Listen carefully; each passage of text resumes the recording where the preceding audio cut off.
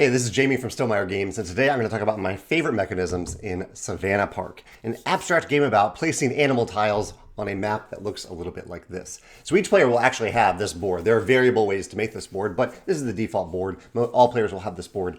And the way we played, there might be variants to this, but the way we played 4 players, all players randomly put their tiles on all the blank hexes on this board at the beginning of the game. There are a bunch of animal tiles that just have different quantities of animals on them. Like one tile might have one elephant on it, or one antelope, or a giraffe drinking water, things like that. Some tiles have multiple animals on it. Some tiles have multiple animals on it drinking out of the same pool of water, which will make sense more in a second.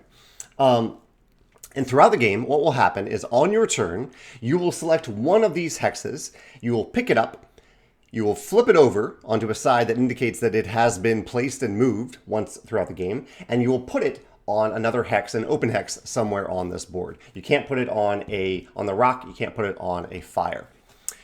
And the nice little thing about this game is every player is doing that same thing. So if I say, okay, each tile is unique. So if I say, okay, everyone, find the tile with 2 antelopes on it, then everyone will find that tile, we'll pick it up, and we'll put it somewhere on the board. And we'll put it face down to show that we have used that tile, because in this game, you will pick up and move each tile exactly once. And once you place it, it is there for the rest of the game. And this, I think, is my favorite mechanism of the game. There's a lot of clever stuff going on here, but I like how impactful every single choice is, because it is the one time you can use that tile.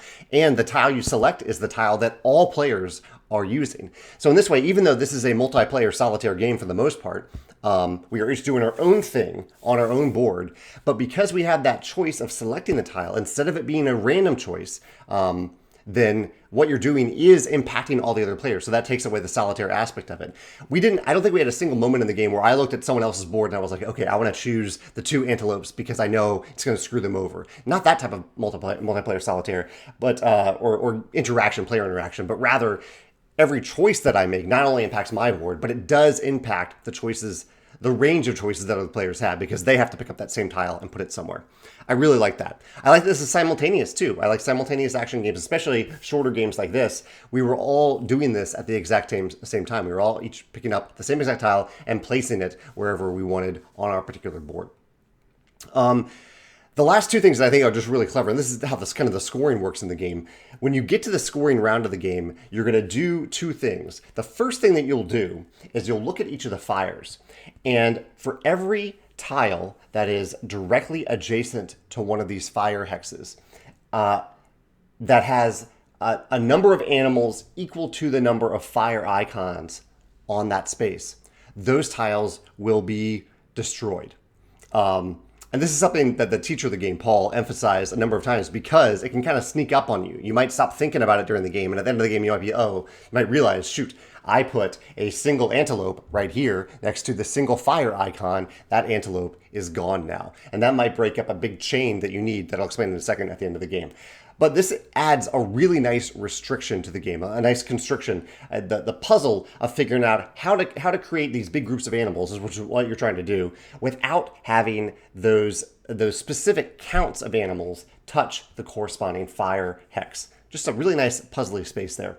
The last thing that I keep hinting at is that the way you score is to look at the biggest group of each of you, or you look at the number of animals in the biggest group of each animal type, and you'll multiply the number of that animal in that group by the number of water holes, or little pools of water in that group. So for example, if I have a group of a couple different tiles, they all have giraffes on them, they're all connected, and say there's 5 total giraffes on them, and among that group are 2 watering holes, then 5 times 2 is 10 points. And the clever thing here in particular is that there are some tiles in the game that I mentioned that have multiple animal types on them and a pool of water. In fact, I think thematically this is the idea of in the savannah, there's not a lot of water, and so multiple types of animals congregate at the water. And the key in this game is figuring out how to position those tiles so that you're connecting multiple groups. So if I had that group of giraffes over here that are sharing water, that maybe right here I'll put a tile that has a giraffe and an elephant on it sharing water, and then have my elephant group go over here. So they're sharing that watering hole tile because there aren't a lot of them. But those two elements, the fire and the shared watering holes, I think really add the puzzle of this game, and it really made me want to play it again to see if I can do better than the first time. I did okay, but not. I definitely did not win, and I want to try to do the puzzle a little bit better. But yeah, Savannah Park, really, really great game. Really enjoyed the abstract puzzle in it. And I'd love to hear your thoughts in the comments below, whether you've played this or you've played something like it that reminds you of it. Reminded me a little bit of the game Karuba. But the difference in Karuba is that the tile selection, as far as I can recall, it's been a while since I played it, is random. So a random tile is selected and then each player is then placing that tile somewhere on their mat simultaneously. But I believe it was random, and I like that in this game that it is not a random tile selection, that each player is...